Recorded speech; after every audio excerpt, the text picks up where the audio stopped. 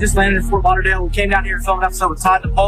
He's got a bunch of real estate, massive portfolio in South Florida. He was kind enough to let us interview him on the podcast. So we're here and we're excited.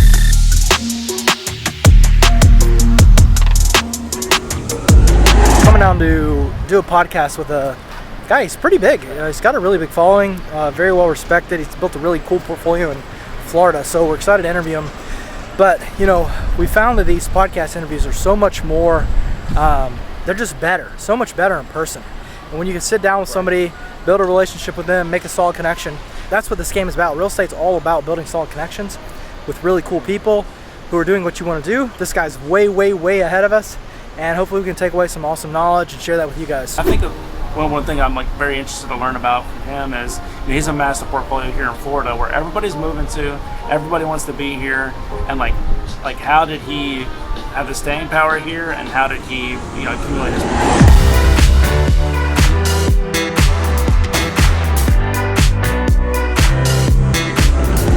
So we're on the way to the podcast studio right now. We booked a place that was in Hollywood, Florida, which is where his office is at. Looks like a pretty cool podcast studio. Had really good reviews. Super excited to meet him, sit down with him, ask really cool questions, and try to figure out, what's the best way that somebody's starting out like us, who have a couple buildings, or somebody's listening to the podcast who's either brand new. What's the best way for them to get started, and how we can get as much value as possible for him. See if we can help him in any way also. He's in Florida, but you never know. We might be able to connect him with somebody or help him out in some way.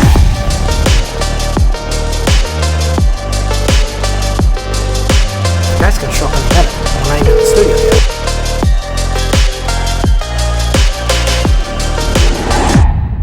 When you're going to buy the property, you got to get very flexible on the kind of debt you're going to get, because once you own it, you have control. You don't have a noose around your neck that you got to close.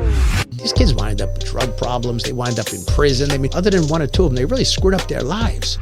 The first key to posting and doing things is what I was always taught from these guys is consistency. You can't do it on Monday, following Thursday, then take 3 weeks up. Nobody's going to follow that. If the money keeps compounding and you keep paying these things off, and it goes from, well, it nets $1,500, now it nets $1,700.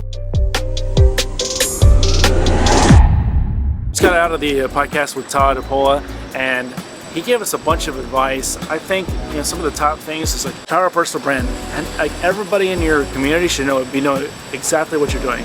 Get creative. There's so many ways to get creative. You can almost get lost, but focus on structuring debt, finding deals that actually work, and if they don't work, just move on. Man, what a cool guy. He's so genuine and nice. He really just wants to help people. One of the biggest things he talked about is how he doesn't, on his Instagram and social media, which he's got a really big following, it's just that he's not here to sell anything. He just wants to give back. He wants to help people genuinely, which is so cool. There's not a lot of people like that, especially not in real estate. So I'd say some of the main takeaways, I probably got about 4. First thing is don't sell.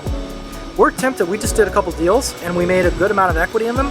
It's paper equity, so there's no way to realize that equity unless you sell or eventually refinance. But refinancing takes time. You have to season. So what he said is don't sell. Be patient and just hold on. Because if you wait, he said real estate in the first year or two, you're not going to make a bunch of money necessarily in the first year or two. That's when money's going to go back into the building or whatever property you have. But in years 3, 4, 5, 6, 7, 8, 9, 10 is when the real money's going to come, and you're going to be so happy you didn't sell. And that's great for us to hear, especially in the beginning, because like I said, we made some money on paper buying these assets, and it's tempting to say, hey, I could sell this and make a couple $100,000, which would be life-changing money for us. But instead, let's just not sell, let's hold it. Freaking sick. So I love that. Second thing, consistency is everything. He posts every single day. I did not know this, but the guys who did the School of Hard Knocks, they came to him and sold him on doing social media before they really actually had blown up. And he said, sure, let's try it. So he posted every single day, and he's grown to what he's had now, which is a massive presence. He said he started getting so much deal flow, so much people reaching out to him, asking for advice, wanting to partner and stuff. And, that's why we're doing this. It's not about being famous or recognition. It's like, no, we want people to know what we're doing. And then also, hopefully, we can do these things and help other people who are just a couple steps behind us, and hopefully be an inspiration to you guys. Tip number 3 he gave us really was just enjoy the journey. So it's easy to get caught up, man, I want to get here, I want to get that, I want to make all this money, and I want to make this much money every single month. But he said, he's sitting in a very good position. He said they're doing a very large deal, but what he misses is really the hunt and the excitement of the beginning, the journey. Enjoy the process. The grind in the beginning, it's tough and challenging, but at the same time, it's one of the most fun and rewarding parts. That's what he said. And the very last thing, this is a huge takeaway for everybody, he said, don't worry.